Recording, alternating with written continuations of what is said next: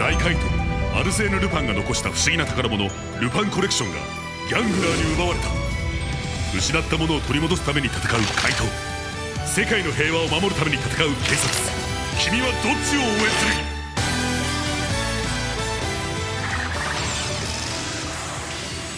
る？Hello and welcome to LupinRecap versus PatReview, the podcast that's stirring up a storm. I am your host, Lokomasi, and with me is my co-host, Fefner Masamune. I'm here again. Surprised, aren't you? Who could have seen this one coming? One of these episodes I'm just going to do with a different co-host and refuse to act like anything's different. And I'll be in the background shouting, "Release me from my prison!" And then all these intros you do, like, of course I'm back, why wouldn't I be back? You're just gonna get really sad. But, enough weird meta talk where I flood the downfall of my co-host with her. I know my weaknesses, it'll be a cinch. Let's talk about the episode before we just turn this into a weird improv sketch. Today we're covering episode 14, Lupin Ranger vs. Pat Ranger. Before we get into the episode proper, I want to talk about something that's really a huge pillar of the show, something that they have to manage every single episode, and that is juggling characters in an ensemble cast. Now, the way this show does it is that it has the one team is the main team, and then the Pat Rangers are the secondary team. And then within that, they do it again because they have the Red Rangers as the main characters, and the others as secondary characters. So one thing that I've thought about, considering one of my beefs is how people are upset about the Lupins being the main characters, but I guess what I want to ask is, think about the last thing you watched with an ensemble cast. Did you like the main character? Was he your favorite? Probably not. Hey Fefner, we're watching Avatar. Is Aang your favorite character? Well, I mean, I like him. We've also seen Cowboy Bebop. Was Spike your favorite character?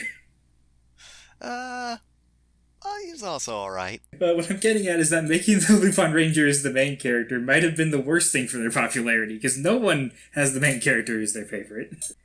But the main thing I'm getting at is that this show has its main characters and secondary characters, and I think they juggle it well. And I think that because the fact they have the main team and the main characters within that team, it puts Keiichiro in a really interesting position. He's not quite the main character, so he can rule as much as he wants. Yeah, but because he's the main character within his own team, but on the secondary team, he's kind of elevated to the same level as Umika and Toma. Yep. And maybe a bit higher. Well, we'll have to think about that as we go on. Yeah, so I don't have too much else to add. There are a few different ways you can do ensemble casts. Like, you can do the A-plot, the B-plot, the C-plot. I've been watching Brooklyn Nine-Nine recently, and they do a pretty good job at including all the characters in that. But in terms of Lupats, it definitely has a format that Sentai has to follow in general. You've got to have sort of your civilian scenes, and then you got to have your fights, and then you have to have your big fights, so there isn't always time for multiple people to have, fairly prominent plots. Usually they manage to get, one team is clearly the primary one with one of the characters standing out, and then typically the other team will sort of just work as a whole in their own B-plot, but they won't be quite as important. In the show, they're allowed to, win one of the fights, usually the not big fight, but things change, so it's not always the format. And just by what I said earlier, they don't do the thing where it's well, we'll have a main character who is a piece of slightly old white bread. And then everyone else is interesting. The main characters are cool, but it's weird in that being main characters can hold them back sometimes. Mm-hmm. Because they have to be accessible to a wide range of audience, and they can't just be, some weirdo's favorite character. She-Ra could never be about Seahawk. No. Even though he's the best. Adventure! But, with that out of the way, we can get into the episode proper. Alright, so, episode 14, The Set Trap. Any other titles? The trap is set. Man.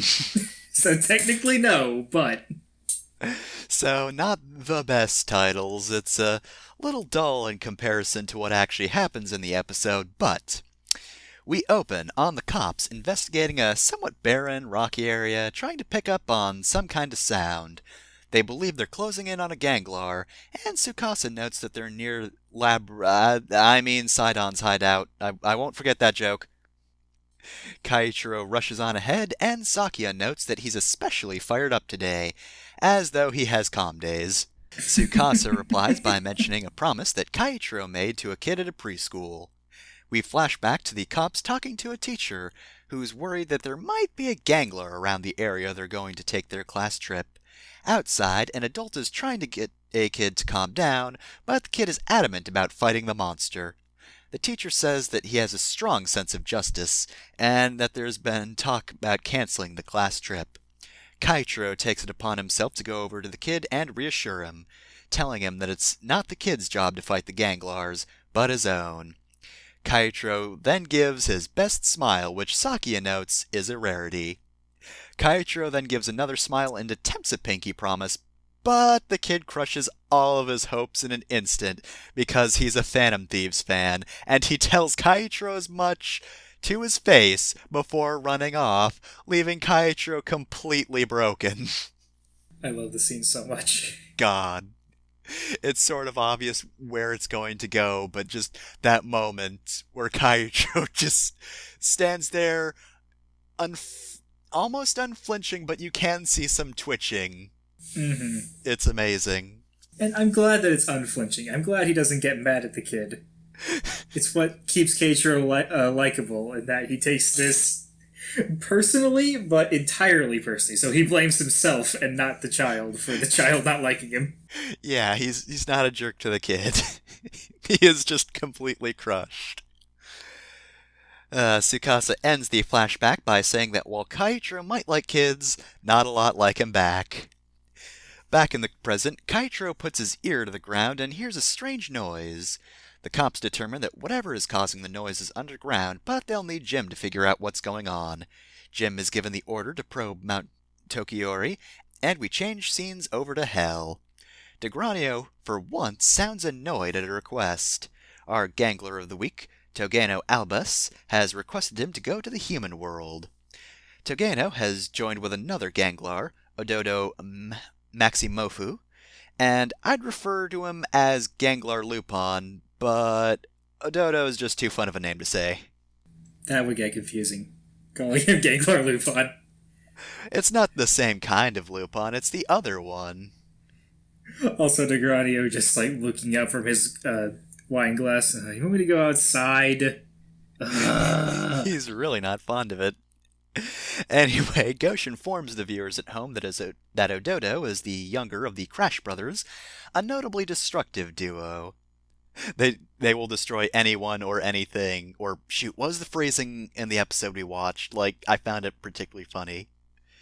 I don't remember. I didn't write it down. People or property or something like that. I will put up the scene right now so we can look at it. Destra asks what Togeno is planning on doing with Ododo, to which he replies that he will gain honor for the Ganglars. Degranio immediately figures out that he means they're going to kill the Pat Rangers. Togeno gives the classic look forward to it before running straight into the intro, and oh no, Togeno, look out! Oh no, he has AirPods in, he can't hear us. Okay. I love that meme so much. I want to point out the overtime translation of Togeno announcing his intentions.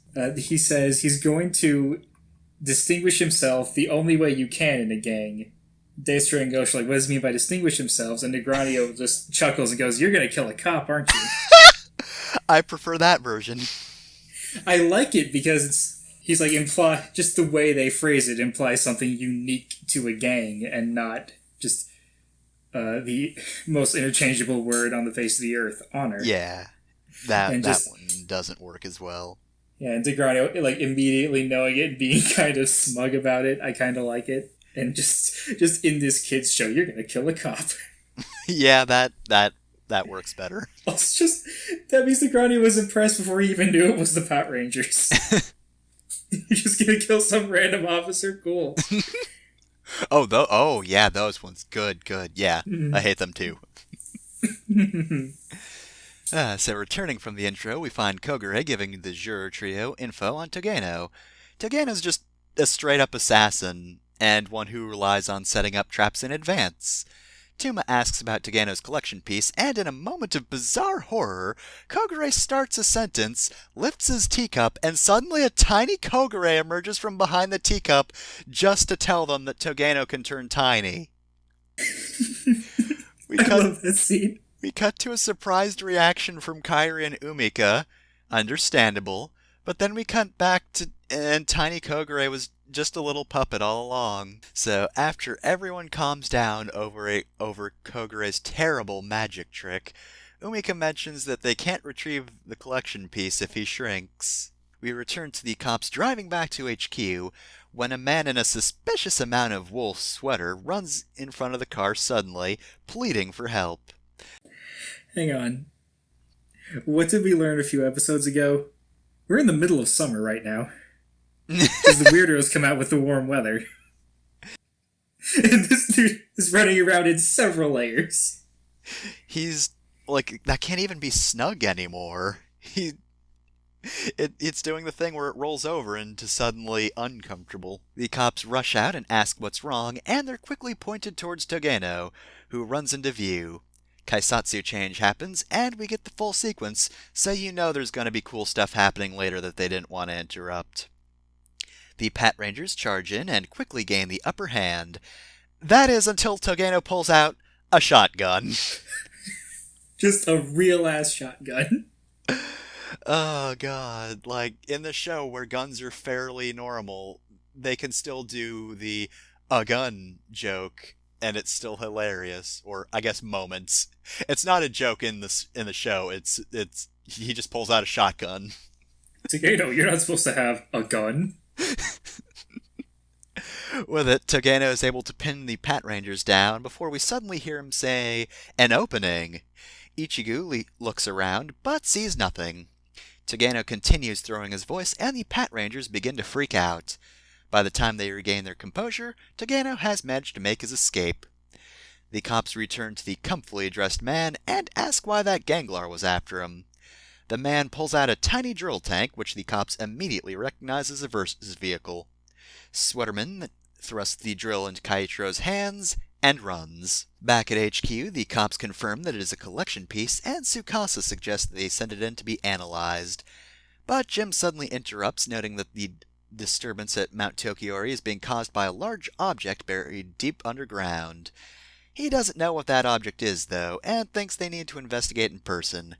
Kaichiro realizes, hey, we've got a drill. We can use that to burrow down there. Everyone else thinks it's a bad idea, especially since something going wrong underground would mean the driver would be stuck down there. But Kaichiro has to make sure some preschoolers have a nice field trip, so damn safety precautions. We cut to Ododo meeting with Togeno, discussing how everything's going according to plan. Ododo then flashes back to a victorious moment with his brother. The two are laughing over claiming powerful collection pieces, both of which are Versus vehicles. But their victory is cut short as it's revealed that this conversation took place during the Pat Rangers' battle with Big Sidon. As the Pat Kaiser stumbles backwards from a blow, it accidentally crushes Ododo's brother beneath its foot. Ododo drops his club as he shouts to the heavens for his dead brother. This might be the best thing in this episode. God, it rules. There's so many good things that happen in this episode, but this is the first of them. Like, early on in the episode, when Gosha's like, oh, hey, he's the younger of the Crash brothers, I was like, huh, weird that this guy's pairing up with one of the brothers instead of the brothers pairing up with one another. It's because the other one's dead. It's a good thing you didn't say that in person, or Adorno would have killed you. Just like... There was so much drama when the Pot Rangers took out a Ganglar too quickly just, a few episodes ago, and now we learn they accidentally killed one way earlier. Yeah, so it's a good thing they were both holding their Versus vehicles outside of their saves. The collection piece may be destroyed If we would have no idea of knowing until we get to the end. It's like, wait, we're missing one. Well, can't bring her family back. So back in the present, Ododo swears his vengeance against the Pat Rangers just in time to head out. The two leave just as we see the Phantom Thieves sneak into view. They're surprised to see two Ganglars, but Red's happy they get to nab two treasures today. The Pat Rangers return to Mount Tokiori and activate the drill. Ichigo begins drilling as Tsukasa and Sakio wait for him at the surface. In the woods nearby, Ododo and Togeno are confronted by the Phantom Thieves, who start firing almost immediately. They don't even transform. They just start shooting. Yep. Meanwhile, Ichigo continues drilling, but has a sudden flashback. A young Kaichiro hears rumors of people being attacked and decides to gear up and wait around in a playground. A friendly officer arrives to bring him home, but small Kaichiro wants to stay and protect everyone. The officer then tells him it's the police's job to catch criminals, and swears to catch whoever's involved in this. And he does. We cut to the perp being put in a police car, and Kaichiro worms his way into the crowd to see the officer kept his promise. Though his cheek is gashed, the officer smiles and salutes. With that moment of contemplation over, Ichigo continues his mission. One thing about this backstory police officer that I mentioned when we watched this episode, he is played by Ichigo's suit actor. That is pretty neat. I want to talk about this scene, but we'll do that in the post-discussion, because I've got slightly more to say about it. So, back on the surface, Ododo is pinned to a tree, and Red opens his safe. 404. And also, this is one of the few safe combination jokes I get, because he's one of the Crash brothers, therefore 404. It's an error. Collection piece not found. Yeah, he looks inside and finds nothing. So, not Peggy can't even claim to be unique anymore, huh? Hey, he had a collection piece. We saw him with it earlier. The boss gave him a collection piece. Just doesn't have it anymore. Mm-hmm. Anyway, Red is annoyed that Ododo didn't mention not having his collection piece, but speaking of not having a collection piece, Togeno is getting impatient. If he were going solo, he could use his collection power to escape, but he's not, so he just takes the piece out and throws it deeper into the woods. Naturally, the Phantom Thieves take the bait, and the two Ganglars can make their escape. The thieves manage to pick up the piece, and don't seem to be in a hurry to go back and fight Togeno or Ododo. I really like that resolution to the fight. Yep. It's just sort of a, wait, they can do that moment?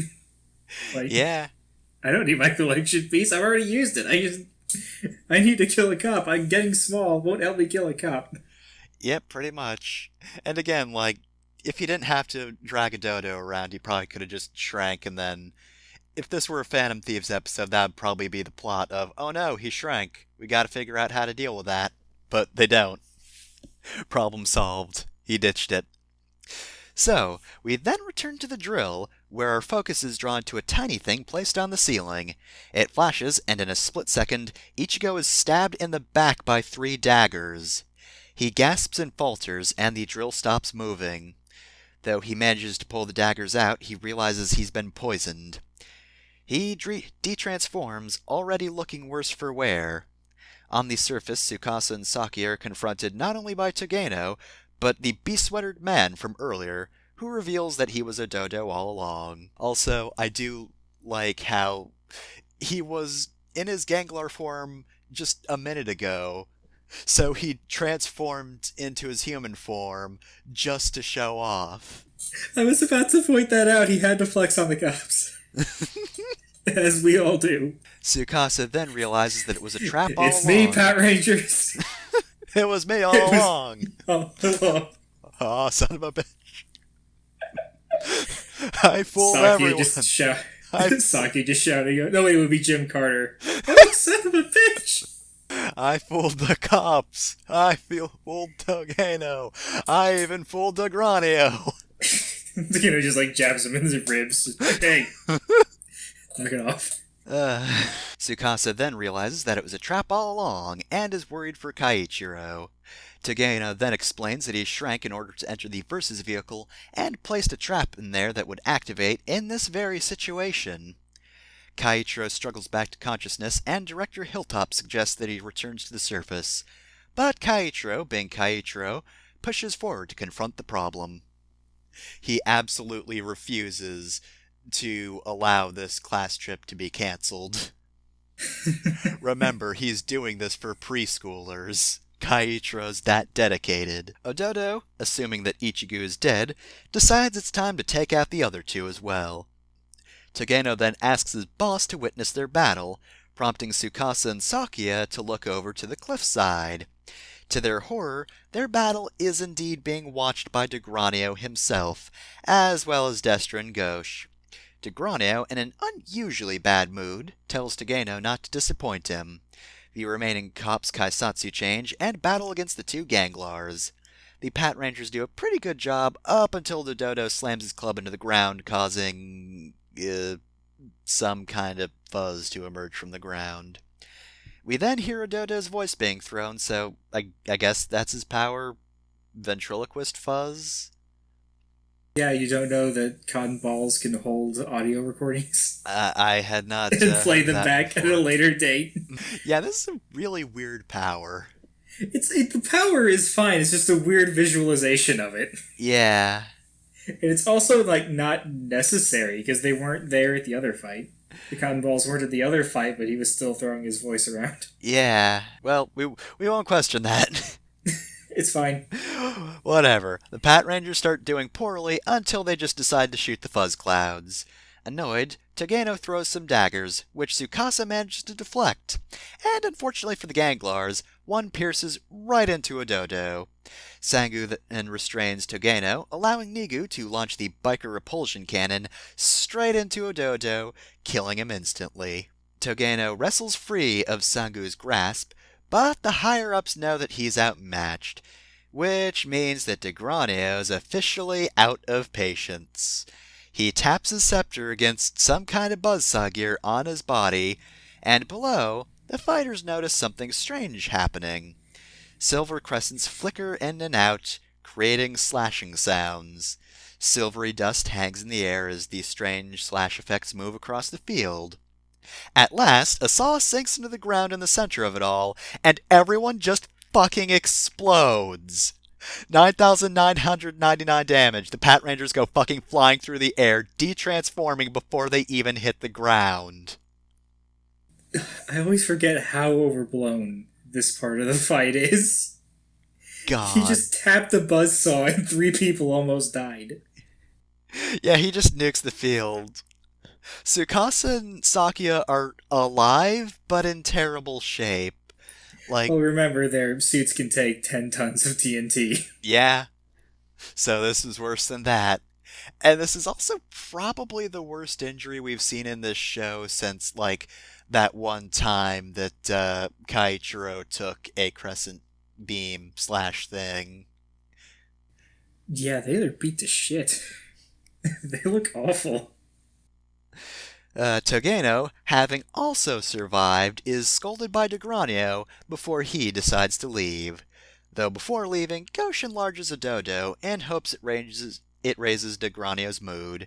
And given the state the cops are in, it seems as though Ododo will be able to avenge his brother's death in a fittingly ironic fashion.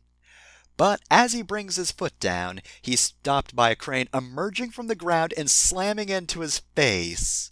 A new vehicle follows suit, breaking out of the earth and facing off against Ododo. Kaiichiro, still in terrible shape, reveals that this new Versus vehicle was that thing underground giving off strange signals. Now, somehow madder than he usually is, Kaiichiro also deploys the drill. The crane deflects Ododo's club swings, and the drill goes for the legs. The crane then lifts Ododo by the collar, throws him, and slams him into the mountain while still in the air. Kaiichiro then drives the drill up the crane and slams into Big Ododo, finishing him off without the need for the Pat Kaiser. With the battle through, Kaiichiro slumps over, finally exhausted from the poison. The episode ends as his friends worriedly tried to get into contact with him, but are not met with a response. So that's a hell of a cliffhanger. Yeah, just Kaiichiro slowly dying from poison. And the other two slowly dying of just from being nuked. blunt force trauma. Alright, so... I really love the big fight in this episode. Yeah, because they I don't don't need the want to, like- Kaiser. Yeah, I was gonna say, I don't want to, like, knock the Kaiser actors, because they're good and all, but I really like the Zords acting on their own. Yeah, like, they do that for both, like, the new sets of Zords, because they Yeah. had a similar... Well, actually, that was more for the Cyclone and the Bike that they used it for. Yeah, the Blade Cyclone and Bike Scissors. both had, like, sort of auxiliary use, because the Bike drove along the whip, and Yeah. the Cyclone did something. I forget who they fought with the Cyclone like that. But the Scissors and Blade took out a Golem on their own, and Crane and Yeah, Drill took out a Dordo on their own. Yeah, honestly, this is actually more impressive than the Blade and Scissors one, because that was just a golem.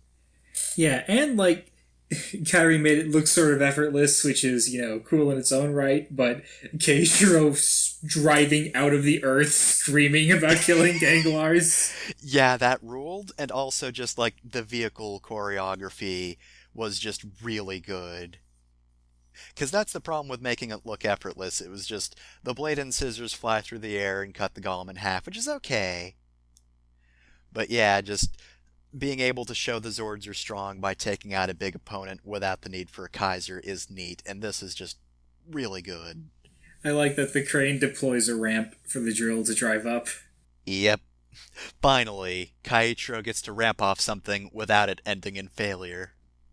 Finally, he redeems himself for episode 2. Alright, so I guess first off is Ganglar talk. Oh boy, Ganglar talk. There's We a got lot 3 to of them. discuss. Yeah, because Tegeno's gonna be, he's not just in this episode. He escaped in shame. But, Presumably he's going to be back, but we can cover him very briefly if we want. yeah, honestly, just in general, the Ganglars in this episode were actually pretty effective. Because we mentioned that Tsukasa and Saki look pretty bad. Holy crap. Kaichiro being poisoned. I'm not kidding when I say he looks horrible. In seconds, he is dying. Yeah, I like how when he detransforms, his helmet fades away first, so your eyes are immediately drawn to his face. Yeah. And you see just how fucking miserable he looks immediately. And yeah, just good makeup. They did well. I also just really like Tegeno's design. Mm-hmm. I like the black spines that make up his main body and the orange that sort of peeks through. It's really cool. Yeah, he's just got a good design. Definitely, I guess, evocative of Assassin, which he does that well. But for the Ganglar we won't be talking about again, Adorno Maximov.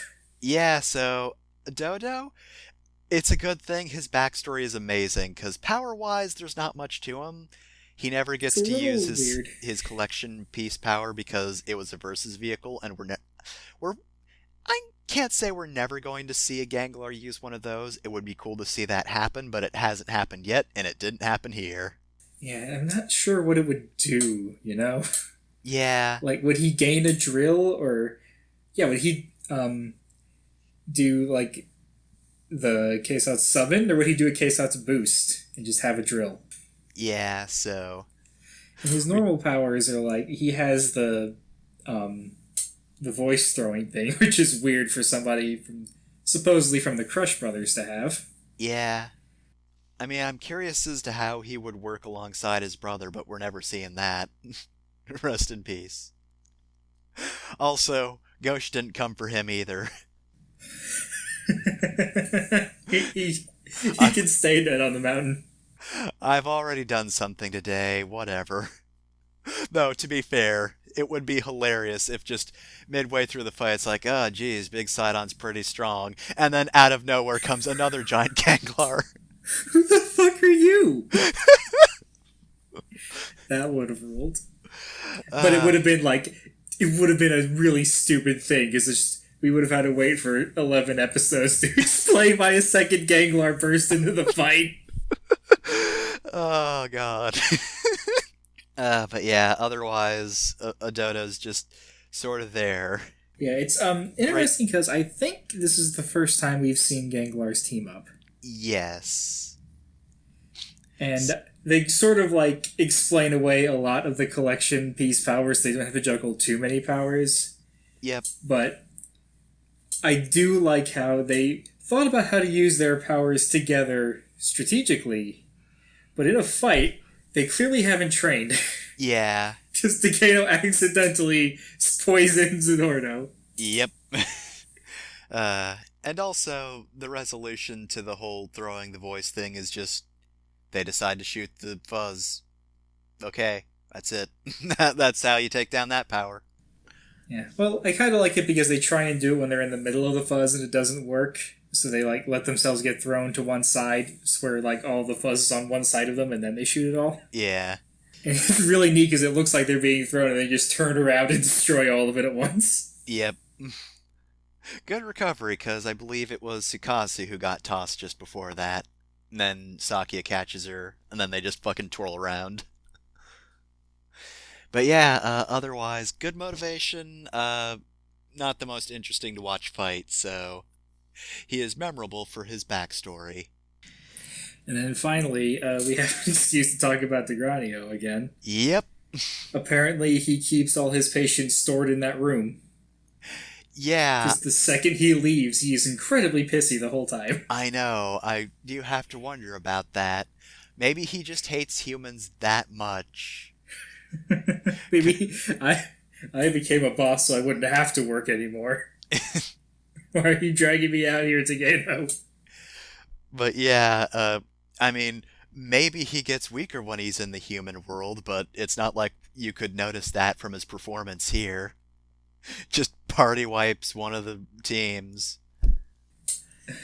But yeah, I can only imagine they spent like a huge chunk of the season's special effects budget on that.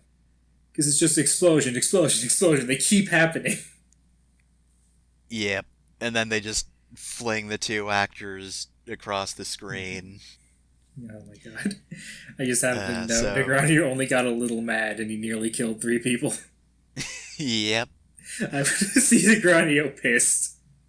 So I would like to, of course, bring up the fact that, like, Degranio is the boss, but the entire point of his, like, storyline or his motivation is that he's trying to choose a successor, which is a good explanation as to why he doesn't just kill all of the Rangers immediately. Because he could. Yeah. He just doesn't want to because somebody else has to do that. Yeah, and, like, because he's about to retire, he doesn't want to, like, leave and then have the successor immediately destroyed by the Rangers. Yep. So they have to prove they can take out the Rangers. Or at least deal with them enough to conquer the world. So yeah, that's a good reason as to why you don't just have the villain do a thing. Like, you can have him reasonably hold back, but still make him very powerful. But man, I can't wait until we get to the final fight against Degranio when he just taps both of his shoulders. It's like, oh shit. And then the season just ends there. Whoops. Everybody dies. He just taps both of his shoulders, hard cut to credits. It plays Gangler theme. It's Degranio doing a song. Degranio's Paradise. I can't wait until the episode where he almost wins, but then Zamigo moves the 3 statues of the Warring Triad and throws magic off balance and then kills Degranio. You haven't played Final Fantasy VI. Shit. Oh, well. I keep forgetting you wouldn't immediately get that reference. I keep meaning to, but... Alright, so, that's it for the Ganglars. So for the non-Ganglar discussion, I really just want to talk about Keiichiro and then the Pot Rangers as a whole. Alright, so, do you have anything to start us off with? Because I want to talk about Keiichiro's backstory. That was what I was going to start us out with. Good. I really like it because it explains why he is going so hard for a field trip. Yep. Because his own field trip was nearly ruined because somebody attacked that park. So he went to hang out at the park and keep it safe so that they could have the field trip. And it demonstrates that it's not just about this one particular field trip. He wants people to feel safe enough that they can take field trips. Yep. It's about feeling safe. It's not about the field trip. Just like Kyrie's not upset about the basketball game. Or is he? But, yeah. What I like about that particular scene is the fact that, like, it's actually inspiring. Because, like, you have a lot of backstories that involve a lot of tragedy or people who have to cope with loss or stuff like that. But here you have a scene where, like, the officer actually comes through and saves the day, and Kaichiro finds inspiration from that. Keiichiro wants to be the person who helps others. Yep. So for some reason he became a cop. I mean, that doesn't follow, logically, but... But yeah, the fact that, unlike a character like Tuma, whose motivation is a dead person in my life. I'm sad, and it's the world's fault.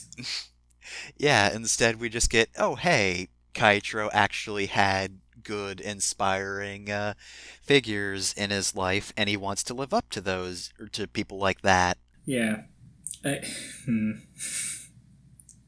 There are a lot of people who say, like, the Pat Rangers don't have a personal stake in the conflict, and they don't need it. And you know what? Wanting to protect people is a pretty good stake, honestly. Yeah, like, they're supposed to protect the public. If you expect them to only protect the public when they have a personal interest in it, they're pretty shitty protectors. Yeah, that's why they're fantasy cops. They're actually good at protecting others. Right? Public selfless safety reasons. is their personal interest. God damn it. Also, I think the show does a pretty good job at, like, only depicting, like, injuries when it's serious. Like, they don't go super hard into, like, showing injuries, and even moments earlier with, like, the Destra fight, if I remember correctly, the Lupin Rangers didn't look... They looked banged up in comparison to, other scenes where they barely have a scratch on them, but they're bruised. They had, like, scrapes and bruises they were, going over with, like, rubbing alcohol and stuff, but nothing bad. So, yeah, in addition to the injuries presented after DeGranio does a thing, you also have the cop with the gash on his cheek, and man, just seeing a normal person with an injury like that is actually kind of surprising. That little cut on his cheek might be the best, like, costuming decision they made in this whole episode. Yeah. And this is the episode with Sweater Guy. Yeah, just the fact that they show restraint most of the time with injuries makes even a scratch like this actually seem pretty bad, because, in fairness, that did look like a pretty bad cut. It seems like it also Duke just, might have like, knifed him. And it really sets up, like, why Keiichiro going after him was a terrible idea. Mm-hmm. Like, hey, kids at home, don't go to the park with a kendo sword and threaten criminals, or you're gonna get way worse than this cut on my cheek. Yep. That whole flashback is very well done, just for how, like, nested it is. Yep. Because it's parallel with what's happening with Keiichiro right now. There's the scar thing we talked about that's pretty cool. And just seeing Keiichiro's first instinct has always been to make other people feel safe. Even when he has no power to do so. So yeah, it's just kind of nice that one day he would have the power to protect others. It's nice. It's just a nice scene. What a good flashback. Yeah. Like, in general, well, we've not seen, like, in depth for everyone, but, like, it's unclear why Saki had joined the Global Police Headquarters, Global Police Organization, but it's clear that now his goal is because he was inspired by Keiichiro and Tsukasa. He wants to, like, live up to their expectations. Yeah. In general, they're, like, less tragic. And that's an interesting backstory to have. Yeah, Says me, the guy who loves sad things.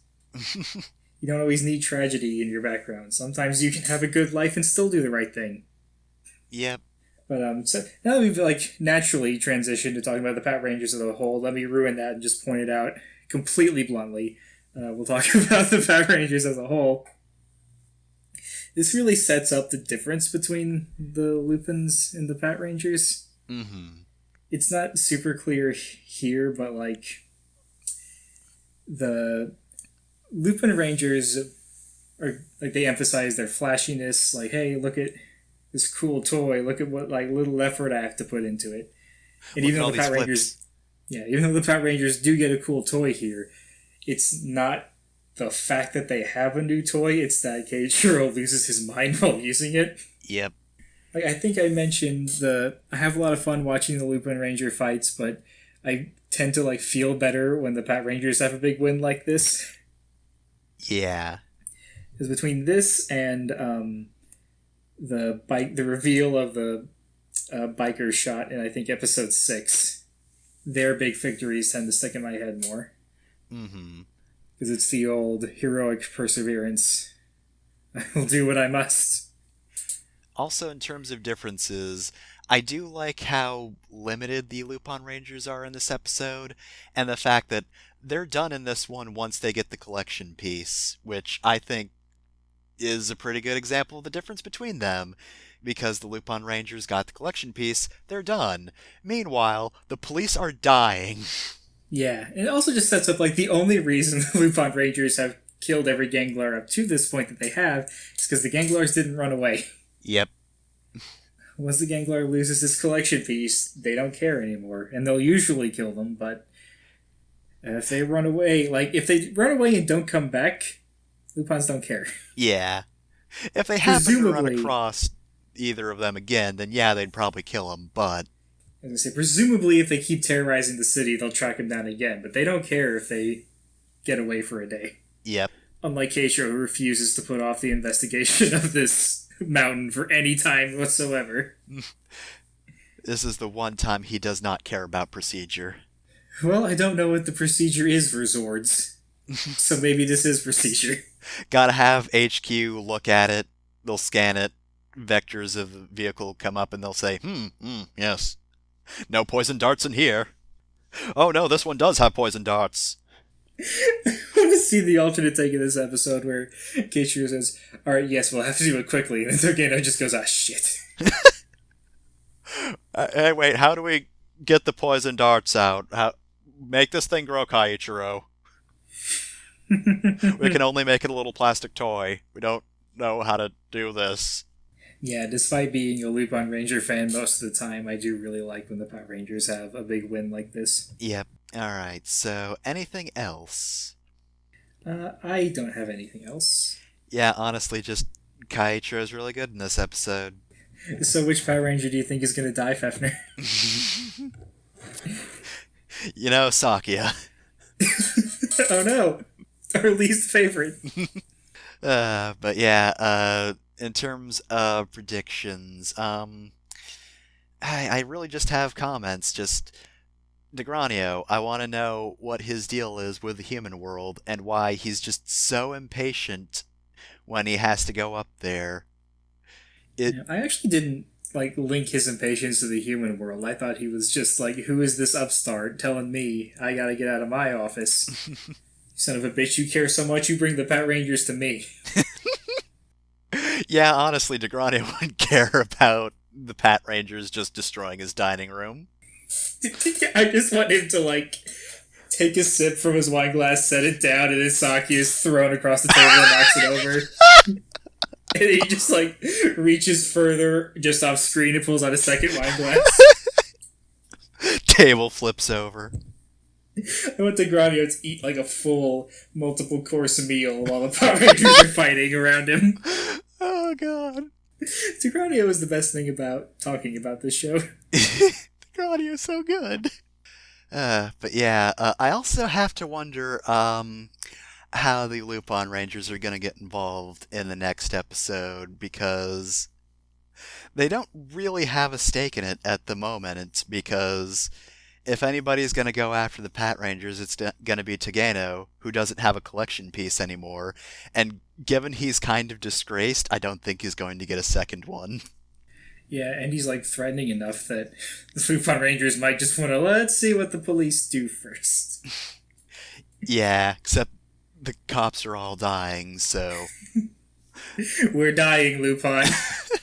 They're going to have to get involved for some reason, and I'm interested in seeing sort of the deliberation over that.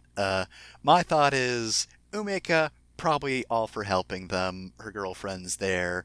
Kairi, Kaitro, even if Kairi himself hasn't really acknowledged it, Kaitro's gone out of his way to try and help Kairi. Meanwhile, Tuma, I don't think gives a damn. Toma will walk into the hospital and shoot all three of them himself. Yeah, pretty much. I love our recharacterization of Toma as like actual cold-blooded murderer and not just apathetic. Yep. But yeah, that's just in terms of interesting things I've noticed that could almost be phrased as a prediction if I wanted to put my neck out like that. Well, that's why we're here. That's why we have this podcast to talk about the show. That's all we have to talk about for now, then. If you want to follow us on Twitter, we are at LRVSPR. Fefner is at Fefner Masamune. If you want to email us, we are LupinRecap@gmail.com. And we will see you in the next episode. Adieu.